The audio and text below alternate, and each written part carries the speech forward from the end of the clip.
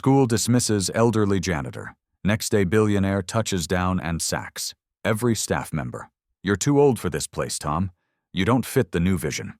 The words landed like a slap, sharp and final.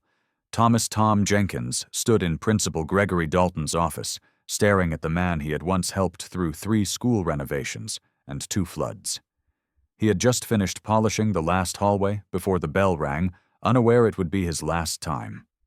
For 32 years, Tom had served Ridgecrest High School, a place that had never really seen him, yet had quietly depended on him. Every squeaky locker fixed every hallway floor that glistened at sunrise, every kid who forgot lunch and left with a full belly, all of it had his fingerprint. But none of it mattered today. There was no ceremony, no cake, not even a printed thank you, just a cardboard box waiting by the door with his name misspelled in black marker. Gregory Dalton didn't look up as he signed the termination letter. "They say we need a fresher look. Cleaner image. Our sponsors want youth diversity." He paused, glancing at the gray curls beneath Tom's janitor cap and energy. Tom didn't speak. Not yet. He knew words wouldn't matter. The principal wasn't talking to the man who saved the gym from flooding last spring. He was talking to a number on a payroll sheet, and that number apparently was too expensive to justify.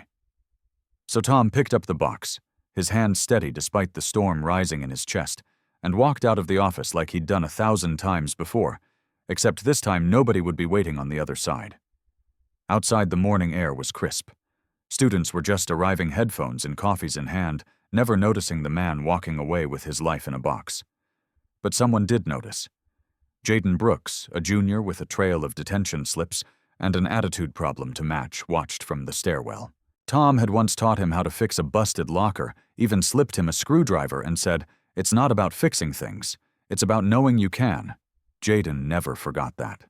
Across the courtyard, Emily Saunders, a senior in the top 1% academically, and daughter of one of the school board members, saw it too. She recognized the silence that followed Mr. Jenkins like a shadow. It was the kind of silence that comes after a funeral, except no one had died. Just dignity. Neither of them said anything. Not yet. By lunchtime, the rumors spread like wildfire. He just disappeared. Budget cuts. He was stealing stuff, maybe. Nah, too old to do the job. Whispers. None of them from people who'd ever spoken to Tom. None of them who knew that he was the one who stayed late to clean up after proms to cover for staff, who didn't show up to quietly fund 3 students' field trips when their parents couldn't. Inside the break room, Dalton was laughing with Coach Freeman about cleaning house.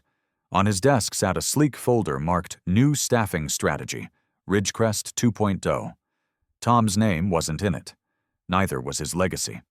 That night, Ridgecrest's social media posted a generic "Exciting Change Ahead" banner. No mention of Tom. No photo. Just a sanitized future. But change wasn't finished. 2 blocks away, in a tiny apartment lit by a flickering lamp, Tom placed the box on the kitchen table and removed its contents with reverent care. A broken name tag. A photograph of him with the first graduating class he ever saw off. A worn note from a student now crumpled that read, "Thanks for fixing more than just my locker." He held it in his hands like it was a lifeline. And then he reached for something no one had seen. In years, a letter folded and yellowed from a young boy named Gabriel, who once slept in his cleaning closet for a week before being sent into the foster system. "You didn't just save me," the boy had written, "you made me believe I mattered. Someday I'll come back for you." Tom smiled. Just a little. Because he remembered the boy. He remembered the fire in his eyes. And what Tom didn't know, what Ridgecrest High was about to learn, was that Gabriel had kept his promise. In ways no one saw coming. The next morning, the wind changed. Literally. Who gets rid of the heart and expects the body to keep beating? Emily's words slipped out before she realized she'd spoken aloud. She and Jaden stood beside the empty janitor's closet during third period, the silence louder than any bell. The floor still smelled faintly of citrus cleaner. The light buzzed overhead, flickering. It had always flickered, but Mr. Jenkins never let it burn out. Jaden shoved his hands in his hoodie pocket, eyes darting down the hallway. They think nobody's gonna care. That's the whole plan. People like him, they don't get farewell parties. They just vanish. He kicked at a loose tile near the baseboard. Tom had repaired that tile 3 times. He never asked for anything.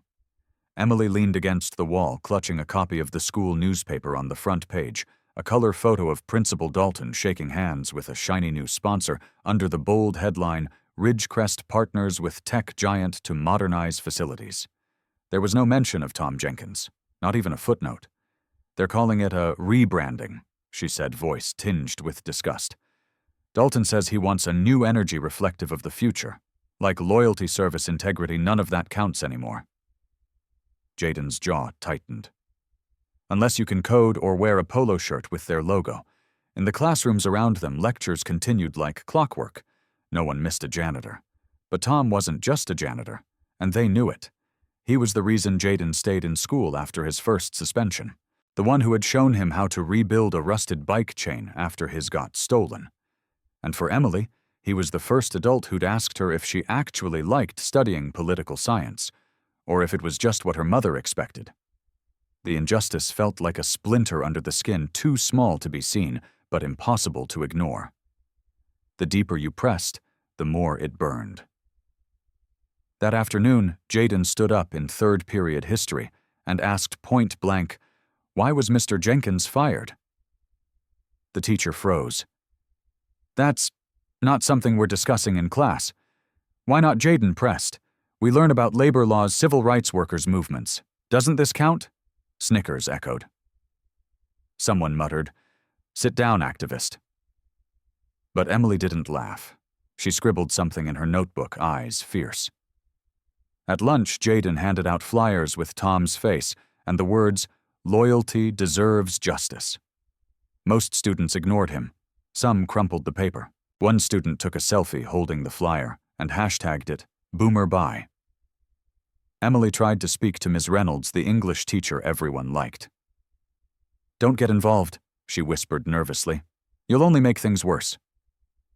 When Emily asked for clarification, Ms. Reynolds glanced at the cameras in the hallway. "There are eyes everywhere now. This isn't just about Tom." Something shifted in Emily then. She realized this wasn't an isolated cruelty. It was part of a quiet machine, a system that devours good people under the guise of progress. That night, she and Jaden sat side by side in the public library, combing through Ridgecrest's funding records. It didn't take long to find it. A $2.7 million donation from a tech developer tied to the school board's newest member. A clause in the contract labeled Operations Optimization, which included non-teaching staff reassessment. They had made a deal. Tom's job had been traded for a coffee bar in the lobby and new logo designs for the school uniforms. Jaden slammed his hand on the desk. They planned this. Emily stared at the screen. They erased him. A slow realization crept between them. Tom hadn't been let go because he failed. He was removed because his presence, quiet, humble, unwavering, made the rest of them look in the mirror and ask why they'd stopped caring. And that kind of reflection was dangerous to a system built on appearances. Jaden stood pulling out his phone. "Then we make them look again." The next morning, a video was posted to social media.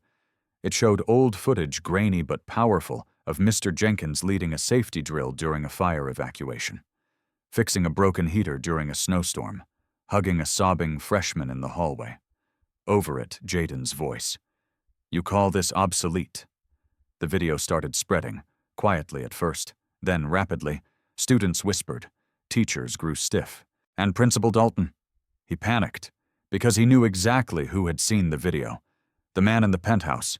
The name hidden in the school's old donor files. The same boy Tom Jenkins once protected from the world. And that man had already made a call.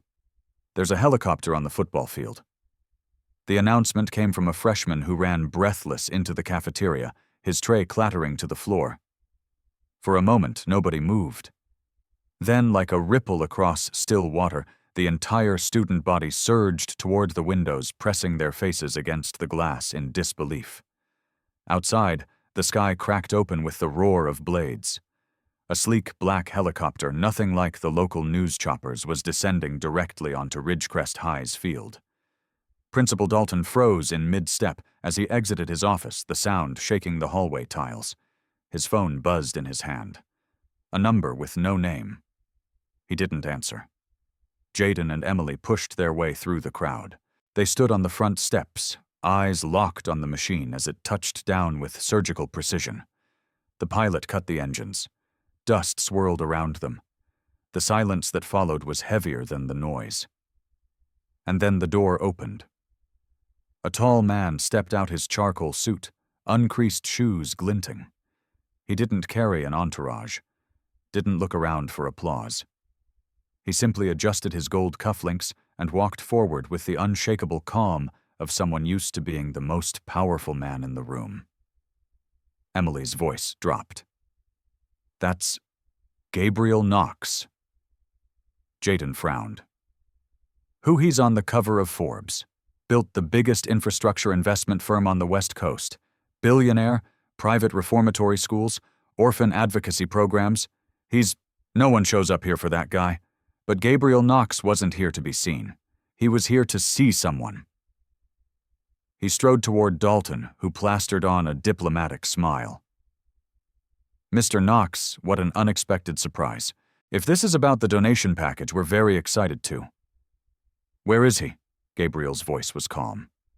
Cold. Dalton blinked. "I'm sorry, who? Thomas Jenkins."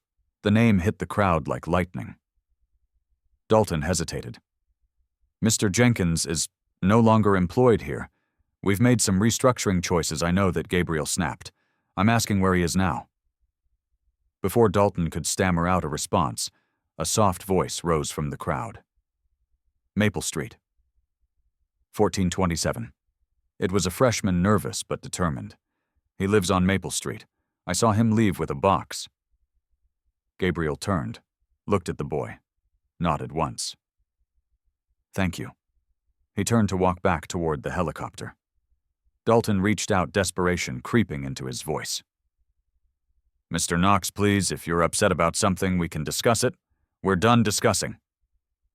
Gabriel's eyes were sharp. "You fired a man who built this school from the inside out. You traded soul for surface. And now you think you can buy it back?" Dalton's smile cracked. He glanced at the helicopter, at the students watching in stunned silence. "This isn't how we handle things here." "Exactly," Gabriel said. "That's why I'm here." Jaden took a step forward. "Take us with you." Gabriel turned, his brow raised. "And who are you people who actually saw him? Who remember him?" For a second, no one moved. Then Emily added, "If this is about him, then we deserve to know the truth." Gabriel studied them. No judgment, just calculation. Then he nodded once. "Fine. You've got 5 seconds." They bolted. The door of the helicopter closed with a hiss, the engine already humming. Jaden gripped the armrest, heart pounding. Emily stared straight ahead. No one spoke. As they lifted off, Ridgecrest shrank beneath them, its polished courtyards, its banners fluttering its hollow pride. Inside the cabin, Gabriel finally spoke. "I was 13 when I met him. Sleeping in a janitor closet. They were going to send me back to the system. Said I was too angry, too far gone. But Jenkins, he saw me, gave me keys to the workshop, said, 'Fix something broken, it'll teach you how to fix yourself.'" Emily blinked hard. Jaden swallowed. "That man didn't just keep this place running." Gabriel continued, voice quieter now. He gave it a conscience. Outside the window, the city blurred into streets and rooftops. Then a small home appeared, faded blue paint, a sagging porch. Gabriel leaned forward. There he is. Mr. Jenkins sat alone on the steps, staring at the ground, like he was still waiting for something to make sense. Gabriel opened the cabin door mid-landing, and stepped out without hesitation. The blades whipped his coat like a flag. Emily and Jaden followed. Tom looked up, squinting into the wind. And then his eyes widened. "No," he whispered. But yes, Gabriel had returned. And this time he wasn't a lost boy. He was a man bringing justice. You kept your promise. The words trembled out of Tom Jenkins' mouth before he could stop them. His voice cracked not from age, but from disbelief. He stood frozen on his porch, the wind from the helicopter flattening his shirt to his chest. He looked smaller than he used to. Not physically, but spiritually worn down by years of silent battles and unseen worth. Yet in that moment, with Gabriel Knox standing in front of him, that worn-down man looked remembered. Gabriel didn't smile. Not yet. He pulled a folded document from his coat pocket and extended it. Pack your bags, Tom. You're coming with me. Tom didn't reach for the paper. His hand hovered. His eyes flicked between Gabriel and the two teenagers standing behind him, Jaden tense and watchful, Emily curious and respectful. The wind carried the scent of city dust and memory. I don't understand, Tom said slowly. Why now? After all this time, Gabriel's voice dropped. Because you didn't turn your back on me when you had every reason to. I wasn't just a janitor's problem, I was a liability. But you gave me a key, not a punishment. And that changed everything. Tom looked down at his hands. Calloused. Tired. Stronger than most would ever know. You don't owe me anything, he murmured. That's where you're wrong, Gabriel said. You're the only reason I'm standing here. The only reason I didn't get buried by the system. So now I'm giving you a choice walk back into a world that threw you out, or walk toward one we build together. Jaden stepped forward. Mr. Jenkins, we saw what they did, what they tried to erase. But we're not letting them. Tom's eyes brimmed. I'm just a janitor, Gabriel shook his head. No, you're a builder, of people, of values, and I need that more than I need any boardroom strategist or Ivy League suit. He held out the contract again. Tom's hands trembled as he took it, scanned the header. A full executive role in a new educational project. Salaried, permanent, with authority to hire, design, and lead. His voice caught. You want me to help run a school? Not run it, Gabriel corrected. Shape it. The paper felt heavier than it should have. Not in weight, but in meaning. Tom looked at the fine print, the embossed seal, the blank signature line, and realized this was not a gift. It was a reckoning. A chance to give meaning to a life spent in the margins. Emily stepped closer, her voice soft but steady. You always believed in us. Let us believe in you now. And then it happened, something rare. Tom Jenkins smiled. It wasn't wide or perfect, but it was real. He folded the paper gently and slipped it into his shirt pocket. I'll need to grab my tools, he said.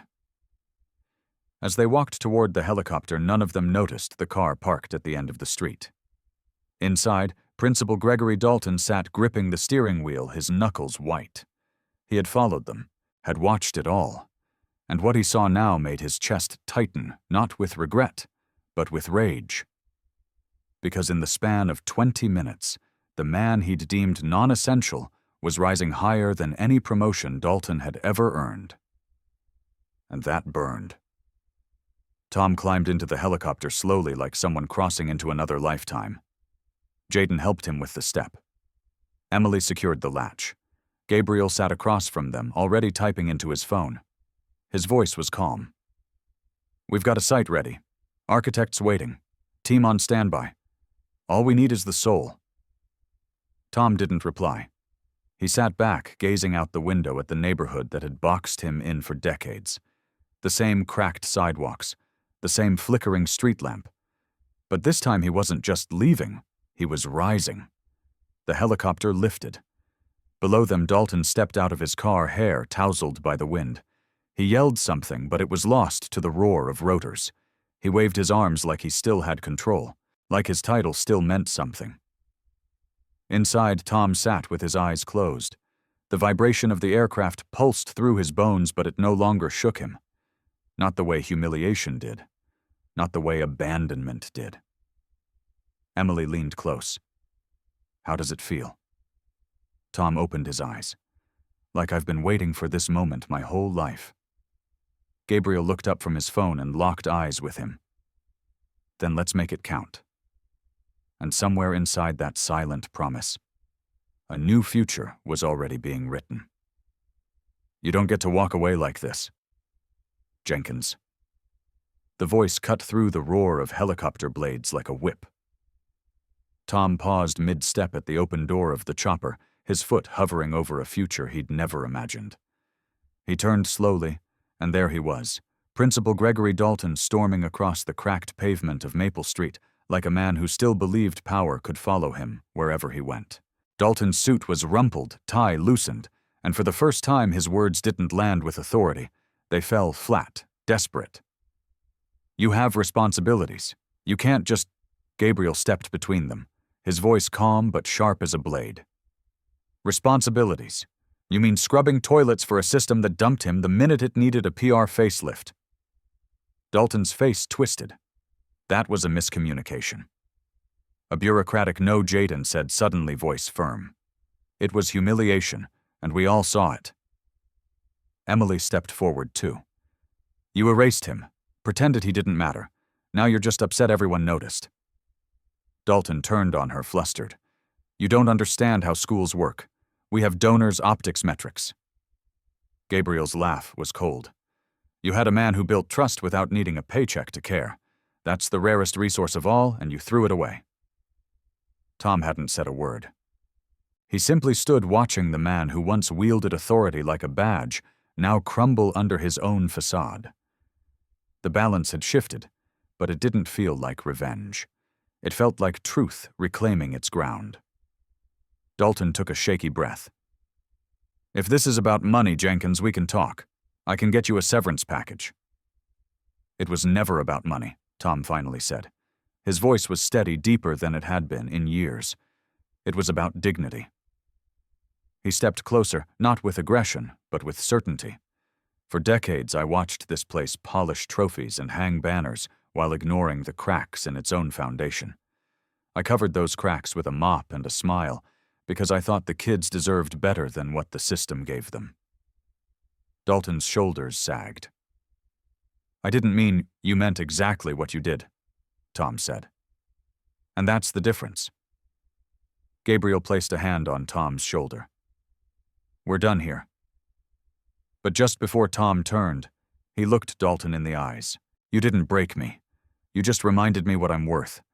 Then he stepped inside the helicopter, and for the first time in a long time, left something behind, with peace instead of pain.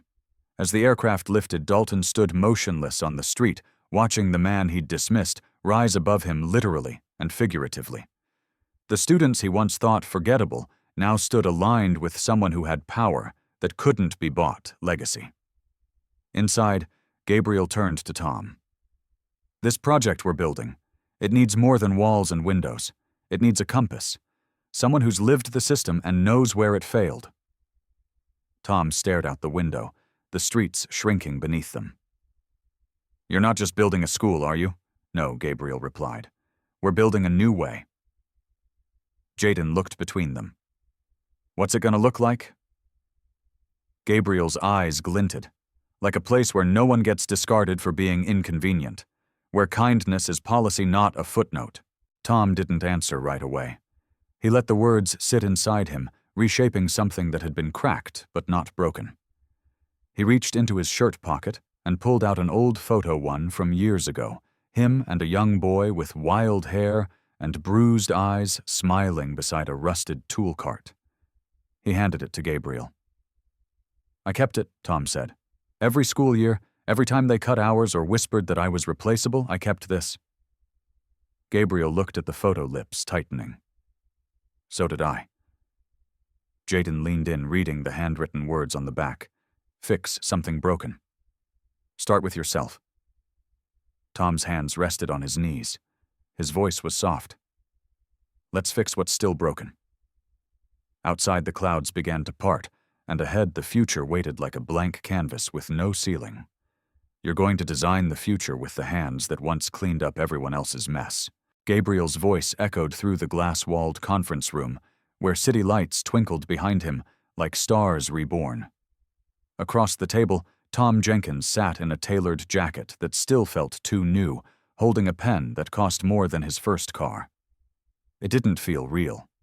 Not yet. Around them were architects, planners, and advisors, all eyes on Tom, but not with condescension. With expectation. Respect. Even awe. Gabriel stood beside a massive blueprint. This school isn't just about modern tech and green buildings. It's about flipping the script. We're not hiring administrators who sit in ivory towers. We're hiring people who lived what the system ignored. Tom glanced down at the schematic. It was beautiful open-air classrooms, mental wellness gardens, trauma-informed design, but it was missing something. "It's clean," he said quietly, "but it still feels top-down." Jaden, seated beside him, nodded. "You mean it looks perfect, but it doesn't sound like it was built by people who've ever been kicked out of a class or had to work 3 jobs to stay in one." Gabriel smiled. "That's why you're both here." Tom leaned forward, pointing to a corner near the cafeteria on the layout. "Put a repair station there, with actual tools. Let students fix things. Bikes, broken chairs, their own lockers. Not just to save money, to remind them they're not helpless." Emily chimed in, flipping through the student policy draft. "And remove zero tolerance from the code. Jenkins taught us that discipline without understanding just pushes people further away." The room quieted. The lead architect jotted notes rapidly. For the first time, Tom wasn't being heard as a token voice of diversity or pity. He was being treated as an architect of culture.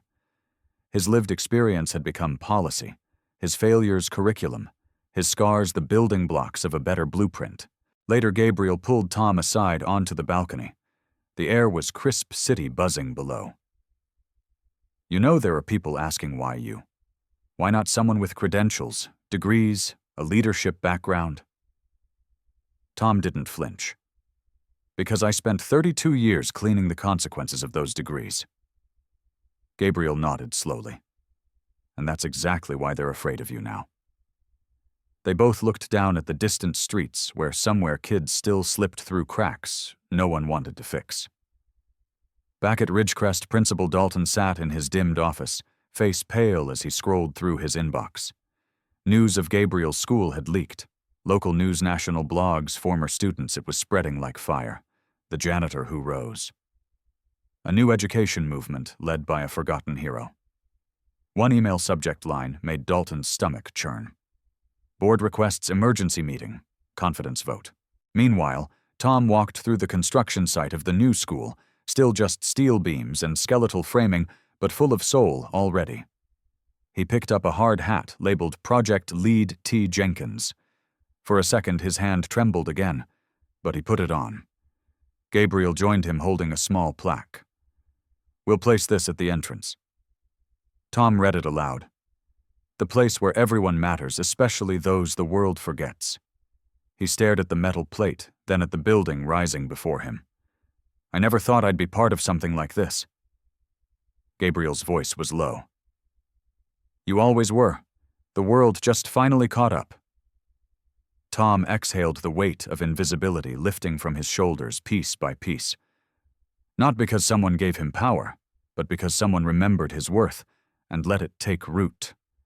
Behind him, the sound of drills and hammers continued the anthem of a better world being built, one beam, one broken belief, one brave decision at a time. "You're on the front page of the Times, Mr. Jenkins." Emily burst into the project trailer, holding up a newspaper with trembling hands. Her voice was caught somewhere between awe and joy. The headline read, "From Janitor to Justice." The man behind America's first equity-led school. And there, in full color, was Tom Jenkins, hard hat on eyes, steady standing in front of the rising framework of a new dream. Tom took the paper with both hands. His face didn't light up with pride. It sank into something deeper. Reflection. Regret. A memory of all the nights he'd walked home in silence, unseen. All the birthdays spent alone. All the times he'd handed a student $1 for lunch and returned to a storage closet with no thank you. Now the world knew his name, but he still remembered the years when it didn't. Jaden leaned over his shoulder. "You've become a symbol man." Hope with calluses. Tom chuckled lightly. Hope with sore knees. But just as the mood lifted, Gabriel Knox entered with his phone in hand, face stone cold. "We've got a problem." Tom stood. "What is it?" Gabriel turned the screen. It showed an emergency school board press release, Ridgecrest High to undergo immediate audit and leadership review. "They're not going down quietly," Gabriel said. "Dalton's throwing accusations, saying we're undermining public education, that your promotion is a publicity stunt." Tom folded the paper eyes, sharpening. "So we tell the truth?" Louder. "No, Gabriel said we show it louder." Later that week, they opened the site to the public for a community preview. Families walked through scaffolding and steel beams guided by renderings and passion. Tom stood at the front, explaining how each space was designed to heal, not just teach. "This won't be a place where kids are labeled. This will be a place where they're understood." A woman in the crowd raised her hand. "And what about people like you? Custodians, aides, cafeteria workers? Will they be disposable here too?" Tom's voice didn't waver. "They'll be pillars. Every hand that keeps this place standing will be honored like a teacher, because they are teachers in how to work, how to endure, how to serve with quiet grace." The applause was slow at first. Then it swelled. But back in his office, Principal Dalton watched the broadcast with clenched fists. He picked up the phone. "We're suing for defamation," he told his lawyer, "and I want every contact traced. Someone leaked our internal files." The lawyer hesitated. "Greg, the board's already looking to replace you." Dalton's face fell.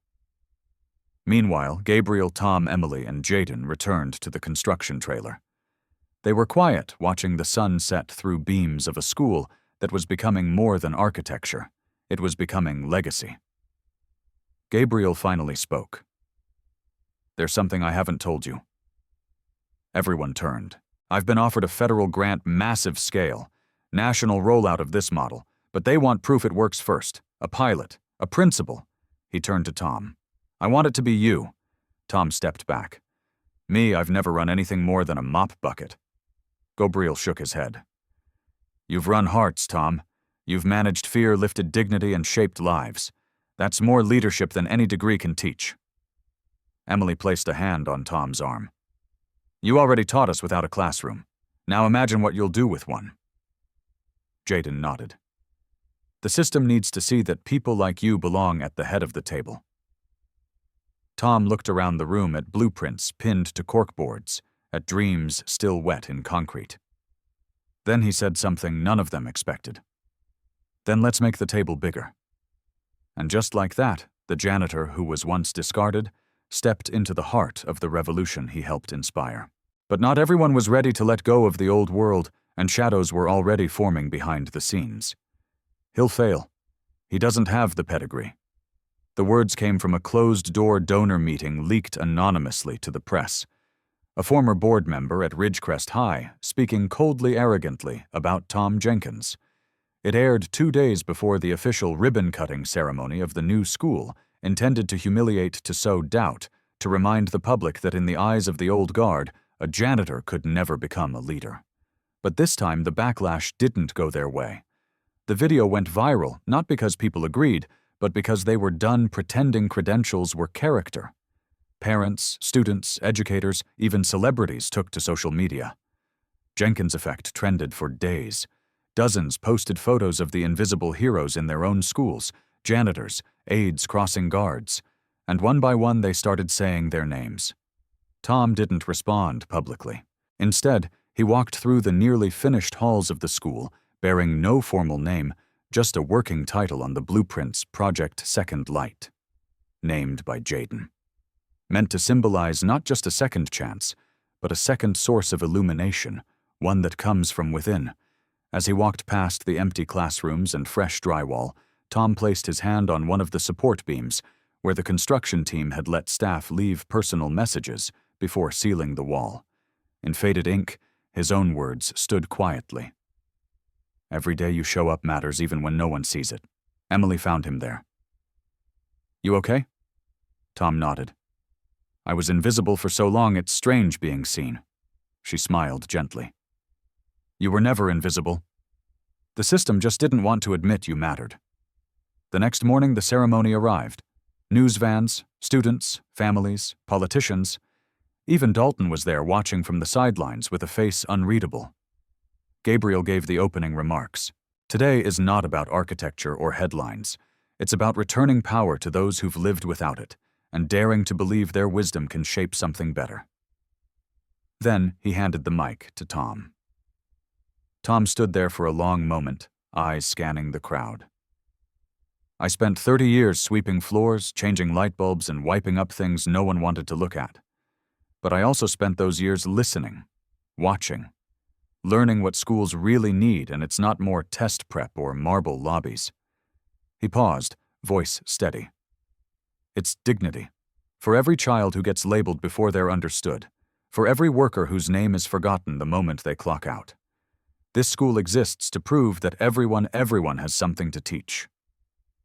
The applause was thunderous, but before the final ribbon was cut, something happened that no one expected.